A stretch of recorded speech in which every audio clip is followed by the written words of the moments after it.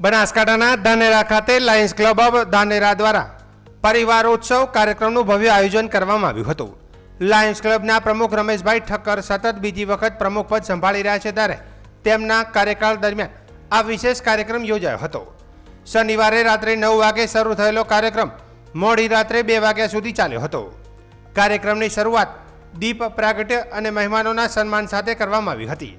કાર્યક્રમમાં પ્રખ્યાત motivational speaker Manish વઘાસિયાએ પરિવાર, સમાજ અને વર્તમાન સમયમાં ઊભી થતી વિવિધ સમસ્યાઓ અંગે માર્ગદર્શન આપ્યું હતું. તેમણે પ્રેમ, લાગણી, સંપ અને પારિવારિક સંબંધોના મહત્વને હાસ્ય, કરુણતા અને પ્રેરણાદાયી ઉદાહરણો દ્વારા રજૂ કરી ઉપસ્થિત સૌને મંત્રમુગ્ધ કરી દીધા હતા.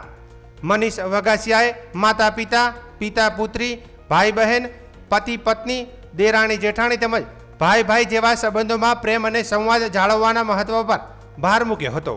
કાર્યક્રમમાં અંદાજે 3000 જેટલા લોકો પરિવાર સાથે હાજર રહ્યા હતા.